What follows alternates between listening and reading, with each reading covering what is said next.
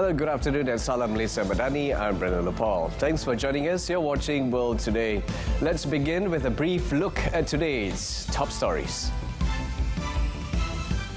Iranian delegation led by Parliament Speaker Mohammad Bagher Khalibaf and Foreign Minister Abbas Araghchi arrive in Islamabad for talks to end the aggression by US and Israel.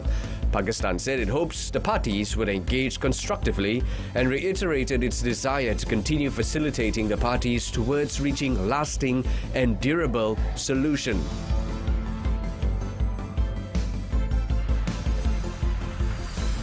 New tensions emerged on Friday between top US and Iranian officials, throwing the upcoming ceasefire negotiations on the US-Israel war against Iran in Islamabad, Pakistan, already shrouded in deep distrust, into doubt.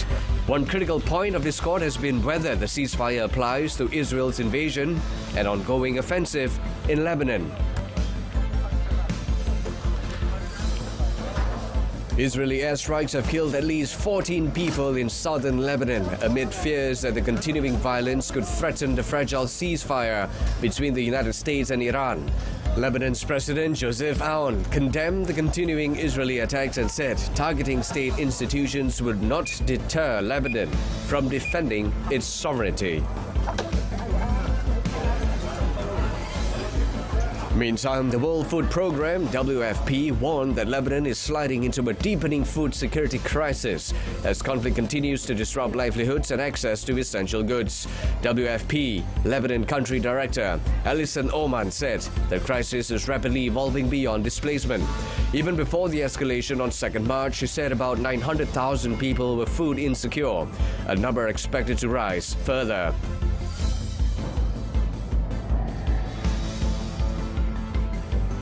Myanmar's President Min Aung Hlaing reiterated on Friday that his new government has many challenges to overcome and would seek to enhance international relations and normalize ties with the Southeast Asian bloc ASEAN.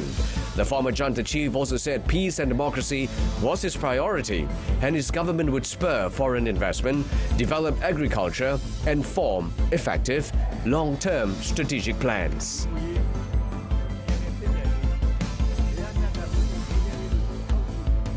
The Iranian delegation, led by Parliament Speaker Mohammad Bagher Khalibaf and Foreign Minister Abbas Araghchi, arrived in Islamabad on Saturday ahead of talks to resolve the aggression by US and Israel. Khalibaf was accompanied by senior political, military and economic officials, including Iran's Foreign Minister, Defense Council, Secretary General of the Bank Governor and several members of Parliament.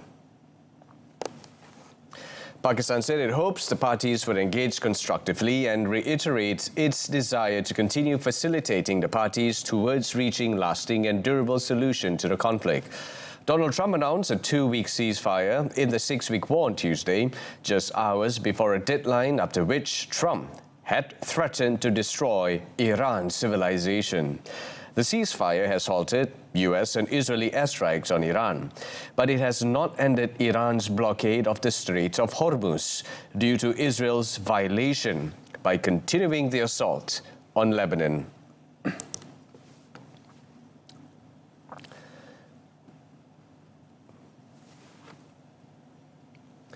New tensions emerged on Friday between top US and Iranian officials, throwing the upcoming ceasefire negotiations on the US-Israel war against Iran in Islamabad, Pakistan, already shrouded in deep distrust, into doubt.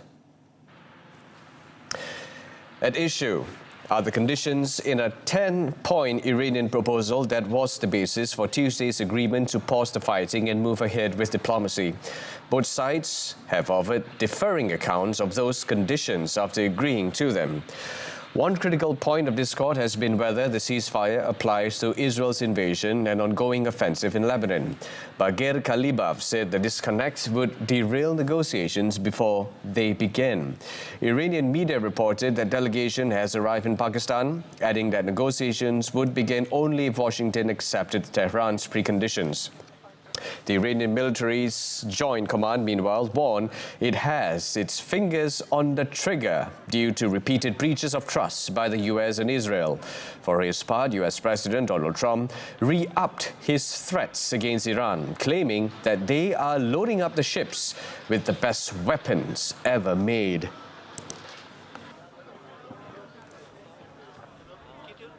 Israeli airstrikes have killed at least 14 people in southern Lebanon amid fears that the continuing violence could threaten the fragile ceasefire between the United States and Iran. Lebanon's President Joseph Aoun said on Friday that at least 13 security personnel were killed in an Israeli airstrike on a government building in the southern city of Nabateh.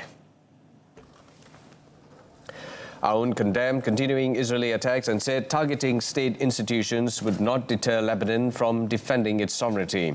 Authorities said the death toll is likely to increase as civil defense continues to search for survivors in the rubble. Israel has been launching non-stop strikes across southern Lebanon since Friday morning. Earlier, an Israeli airstrike on the southern town of Hanawiya killed one person and wounded another. It was also reported that Israeli forces destroyed residential areas in Aita al-Shab, with additional attacks on al-Majadel in the Tyre district and the town of Hanin. Hezbollah responded by firing rockets towards towns in northern Israel, including Kiryat Shmona, Metula, and Misgaf Am. Hezbollah said these attacks will continue until the Israeli-American aggression against Lebanon and its people stopped.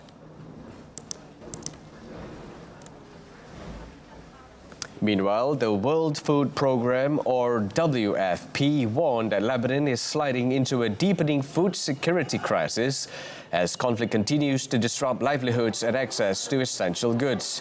WFP Lebanon Country Director Alison Oman told reporters in Geneva that the crisis is rapidly evolving beyond displacement. We're already seeing clear signs of rising food prices across Lebanon. In just 1 month, the price of vegetables has surged by more than 20%. Bread prices have increased by 17%. For families who are already struggling, this is deeply concerning. And what we're now seeing is a very worrying combination. Prices are rising, incomes are disrupted, and demand is increasing as displacement continues. For many families, food is still available, but it's becoming increasingly unaffordable. Oman added some 1 million people have been displaced by Israel's attacks. While markets appear functional at a national level, she warned this masks severe disruptions in conflict-hit areas in the south, where more than 80% of markets are no longer functioning, with some traders reporting less than a week of food stocks. Even before the escalation on 2nd March, she said about 900,000 people were food insecure, a number expected to rise further.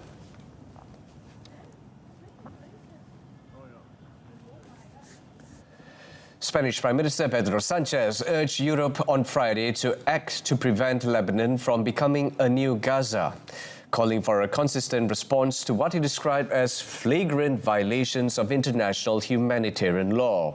Speaking at the European Pulse Forum in Barcelona, Sanchez said Europe had to act coherently if it wanted credibility on the world stage.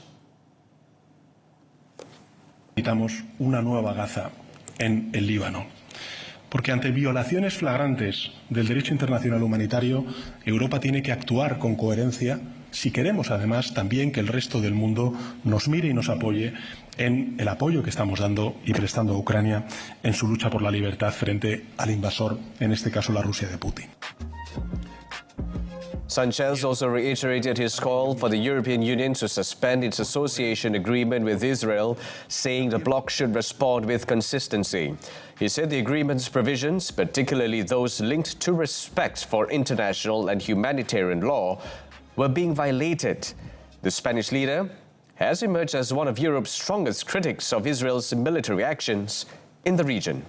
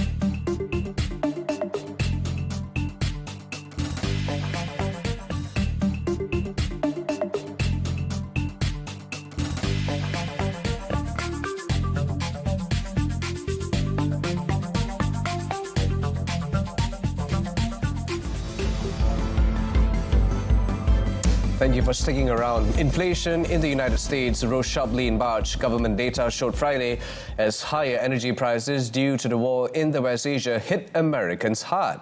The nationwide sticker shock put pressure on President Donald Trump, who has ordered peace talks with Iran and faces midterm elections in November. The rate of inflation rose to 3.3% year-on-year in March compared to 2.4% year-on-year a month earlier. Gasoline prices surged by 21.2% between February and March, the largest monthly increase since the government began publishing a related index in 1967. Despite being the world's top producer of crude oil, the United States also felt the pain as prices at the gas pumps shot up. 3.78 liters of regular gasoline currently costs an average of $4.15 in the United States, compared to approximately $3 just before the war. U.S. Vice President J.D. Vance said he hoped for a positive outcome as he departed Washington for U.S.-Iran peace talks in Pakistan this weekend. But experts predicted more economic pain ahead due to the war in Iran, especially for middle and lower income households, already squeezed by rising energy and airfare prices.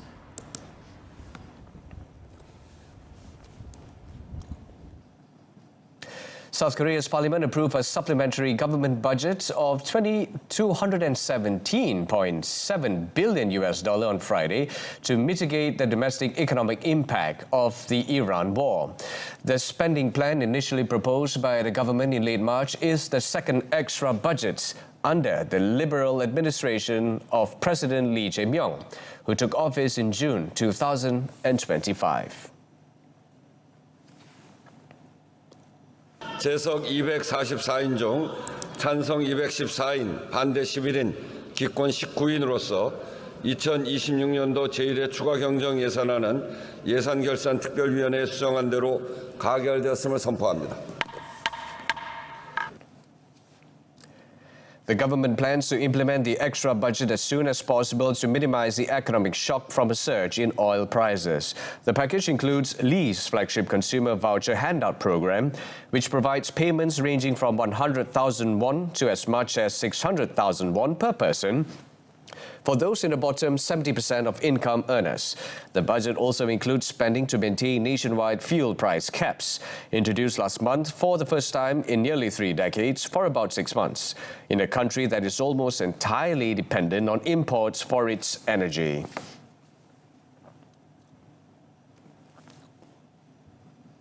Turkey's deep-sea drilling vessel Kagri Bey arrived off the coast of Mogadishu on Friday to launch the country's first overseas deep-sea oil exploration project. Turkish Energy Minister Alparslan Bayraktar said the project marked a new era in Turkish petroleum exploration. Somalia Minister for Petroleum and Mineral Resources Dahir Shire Mohammed said the project reflects new hope, new confidence, and an effective step Somalia is taking towards benefiting from its natural resources.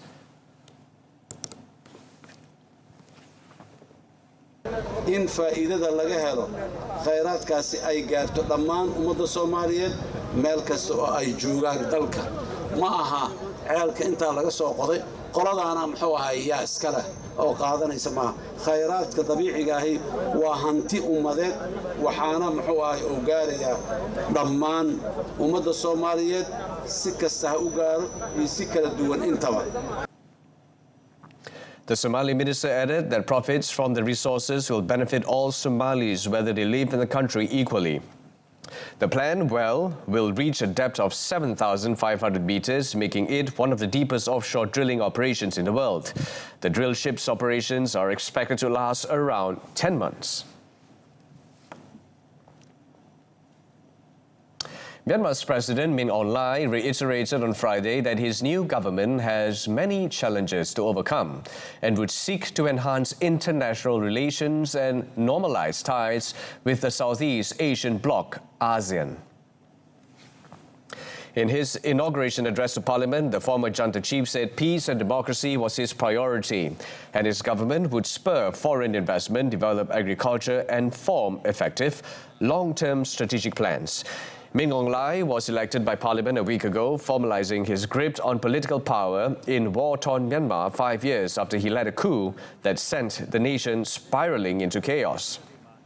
His carefully choreographed journey from top general to civilian president follows a recent election won in a landslide by an army-backed party, but derided by critics and Western governments as a sham designed to perpetuate military rule behind a veneer of democracy. The coup and ensuing crackdown by a military under Min Aung Hlaing's command led to an intervention by the 11-member Association of Southeast Asian Nations, which later barred the junta leadership from attending its summits.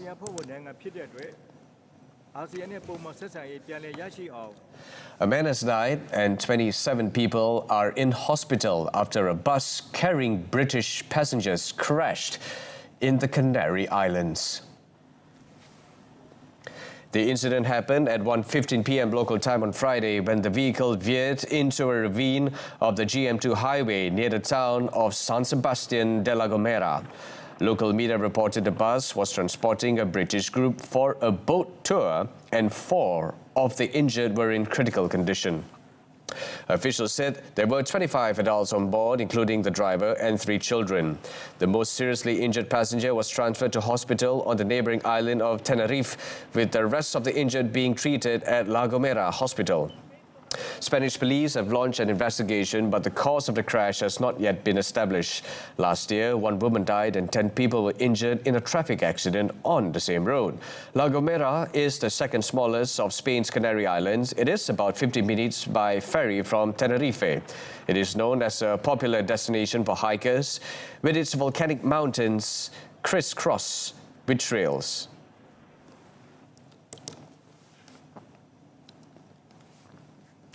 The NASA spacecraft carrying 4 astronauts splashed down as planned Friday off the California coast, capping the U.S. Space Agency's successful crewed test mission around the moon, the first such flyby in more than 50 years. Mission Commander Reed Wiseman reported that the crew members himself, along with Christina Cook, Victor Glover and Jeremy Hansen, were stable and green. There was a brief but nerve-wracking communications blackout during their high-stakes re-entry.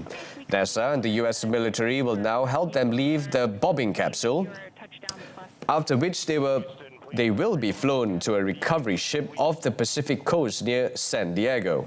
As the astronauts return to Earth, their spacecraft reached maximum speeds for more than 30 times the speed of sound and faced searing temperatures around half as hot as the surface of the sun. It was a key test of their heat shield, which in an earlier trial mission had faced complications. But the Artemis II re-entry went off without a hitch. NASA Administrator Jared Isaacman called the voyage a perfect mission.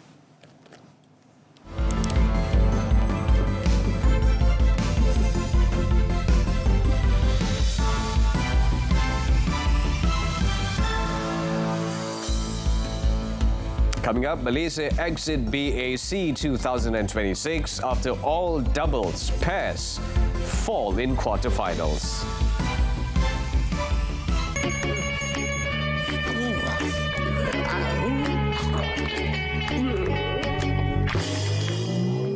Tutup tingkap dan pintu untuk kekal dingin dan lebih jimat.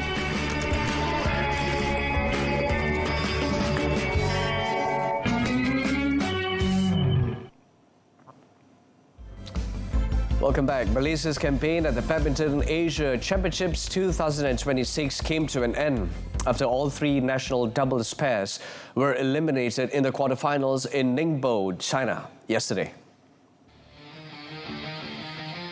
At the Ningbo Olympic Sports Center, women's doubles second seeds Perli Tan and Tina were defeated by China's world number 9 pair Li Yijing, Luo Xiumin in straight games 21-13, 21-15. The defeat marked the Malaysian second loss to the Chinese duo in 3 meetings. Perli Tina had been aiming to better their 2022 quarterfinal finish in Manila, but were unable to break through the home favourites. Meanwhile, men's doubles pair Aaron Chia Sowoyik were also shown the exit by South Korea's Kang Min Hyuk, Kim Dong-ju, after a grueling 1 hour and 23-minute encounter. The world number 2 pair bounced back to take the second game after losing the first, but the 22nd ranked South Korean duo held their nerve to secure a 21-19, 16-28, 21-13 victory. Last year, Aaron Wuyik became the first Malaysian pair since Chong Tan Phuc Lee Wan Wah in 2007 to win the men's doubles title at the championships.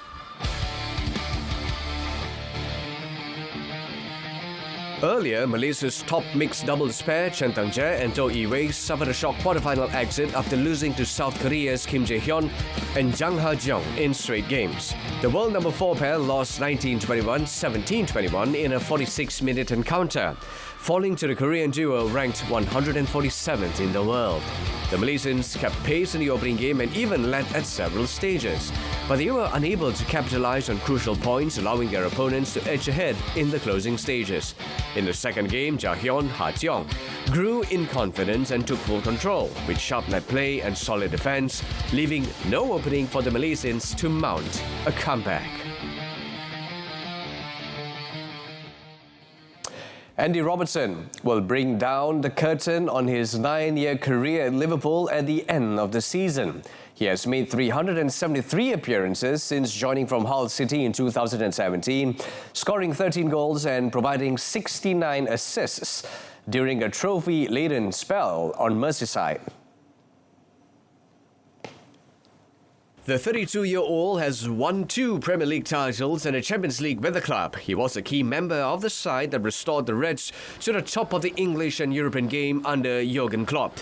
However, he has dropped down the pecking order this season since the arrival of Milos Kerkez, and his contract, which expires at the end of the campaign, will not be renewed. He said he's still fully focused on trying to end the season as positively as possible.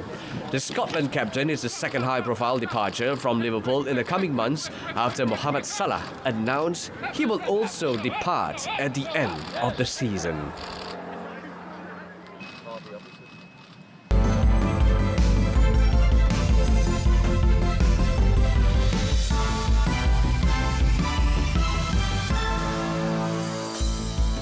And up next, London exhibition marks 100 years of Winnie the Pooh. Stay tuned.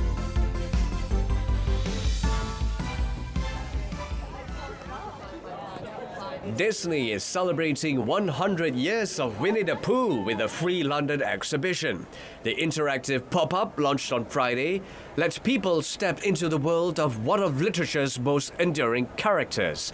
Winnie the Pooh, the Lost Balloon, marks a century since the first Pooh story was told by A.A. Milne and delves into why the characters still resonate with today's generation.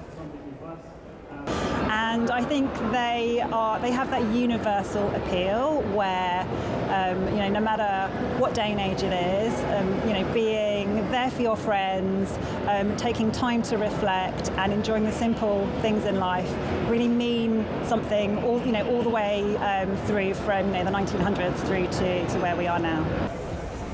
The pop-up draws inspiration from the real-life setting for the 100-acre wood, which is Ashdown Forest in southeast England, and welcomes guests to take time out of their busy lives and connect with nature.